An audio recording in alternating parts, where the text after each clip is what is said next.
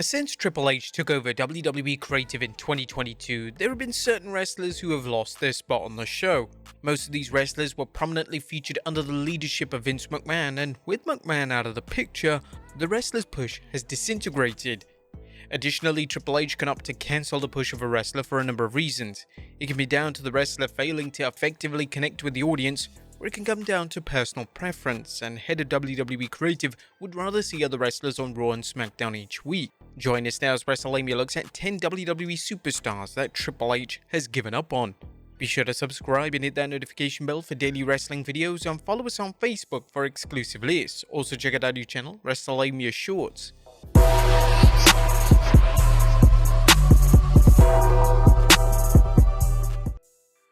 Number 10. Omos. Under Vince McMahon's leadership in WWE, Omos was one of the most prominently featured stars on the entire show.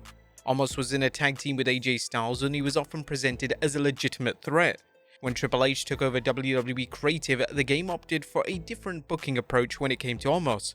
Triple H seemed to prefer to treat Omos like an attraction and will only use him sporadically. But was this the right approach? Well, it's down to personal preference, but it's clear that Triple H doesn't believe Omos has the ability to carry a weekly story on Raw or SmackDown, and instead Omos shines in part-time appearances. Whilst this is a stark contrast from how McMahon presented Omos, the game has still featured Omos in huge matches against the likes of Brock Lesnar and Seth Rollins, so the game evidently still believes Omos has some potential as a top draw in WWE. Number 9. Gable Steveson.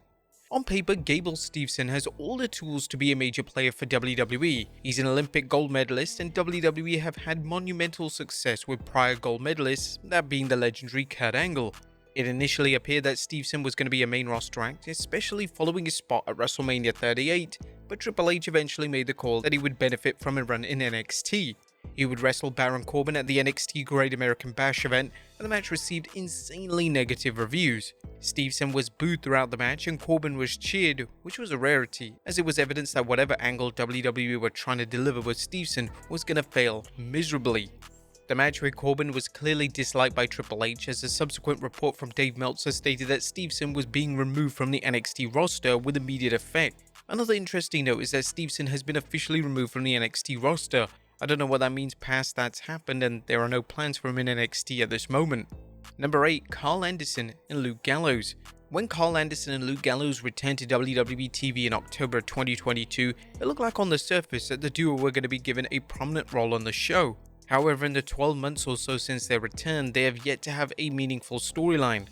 Anderson and Gallows have so much to offer the tag division in WWE, but Triple H is up to make both men side characters in whatever story he's telling with OC leader AJ Styles. If the game has no concrete plans to feature the two as a tag team, then perhaps looking to give Anderson a solo run wouldn't be the worst idea in the world. Anderson has had success in other promotions as a solo act, and he would fit perfectly into the mid-card division in the hunt for either the US or Intercontinental title. Number 7. Jinder Mahal. Even after Jinder Mahal's WWE title loss in 2017, Vince McMahon tried his best to keep Mahal in the mix as much as possible. Mahal still had feuds with the likes of Roman Reigns and Drew McIntyre, but under the creative direction of Triple H, Mahal has been completely lost in the shuffle.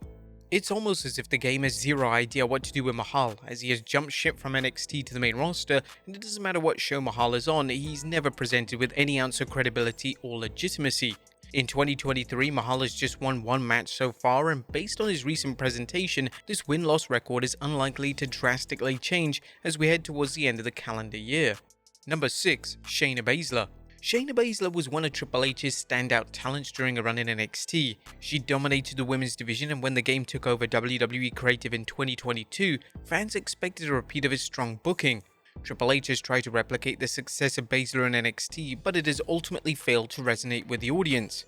Baszler has a style that was perfect for the black and gold era of NXT, yet the main roster audience has always struggled to connect with Baszler's in-ring work.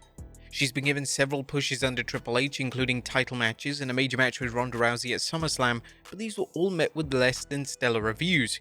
The game has been unable to figure out how to effectively present Baszler on the main roster, which is a shame, as she's immensely talented. Number 5. Sheamus. Triple H and Sheamus have had a long and documented history as friends, and you would logically assume this would factor in how Sheamus is booked under Triple H. He's had some magical moments since Triple H took over, and these include wrestling Gunther at Clash at the Castle and having Edge's final contracted match. The problem is that Triple H has been unable to build on any positive momentum that Sheamus has obtained. Following Clash at the Castle, it could be argued that Sheamus was one of the most popular babyfaces in WWE, and there were vocal calls from fans to see Sheamus dethrone Gunther, but this went nowhere, and Sheamus just lingered around SmackDown with nothing to do. Likewise, following Sheamus' match with Edge, he'd just been lost in creative limbo. Triple H had these big bold ideas in mind for Sheamus, and he knocks him out of the park, but in the aftermath of the success, the game stumbles, and he fails to effectively finish the story. It's not just fans who feel this way, as even Sheamus himself believes that WWE dropped the ball with his momentum. This is what the former WWE champion had to say during an interview with the Daily Star. "I'm not upset about that at all, losing to Gunther at WWE Clash at the Castle. I felt it was great, it was just that type of character Sheamus is, all fits and elbows.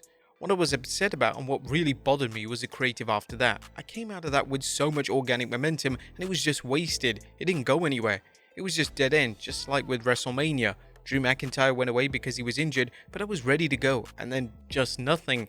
There was no avenues and nowhere to go, and that's frustrating.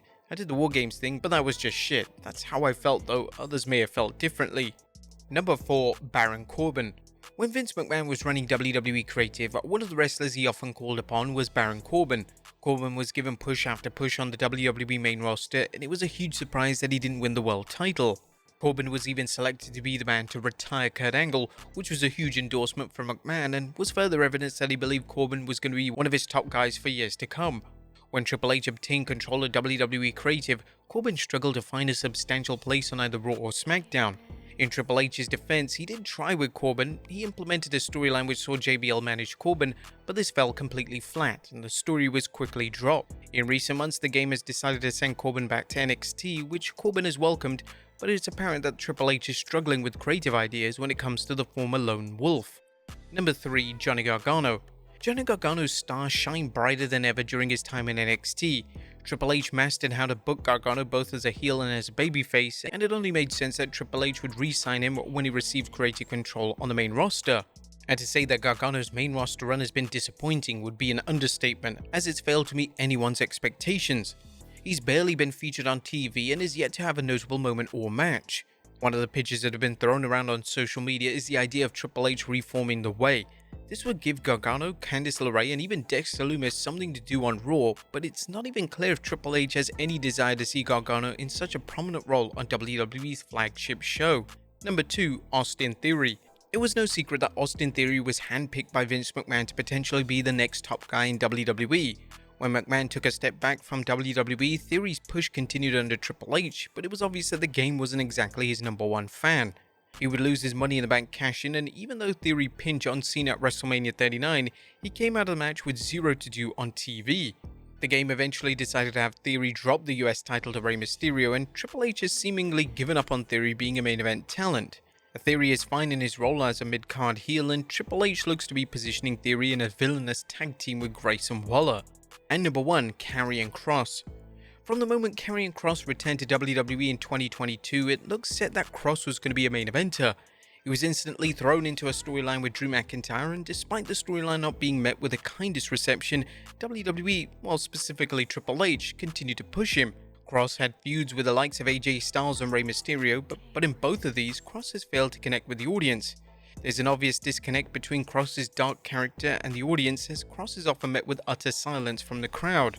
Since Kross's feud with AJ Styles came to an end, he's been without direction, and it looks like the game has finally realized that the current presentation of him simply isn't working. But there you have it folks, 10 WWE Superstars that Triple H has clearly given up on. Be sure to leave your comments down below, and I'll see you next time with some more wrestling content.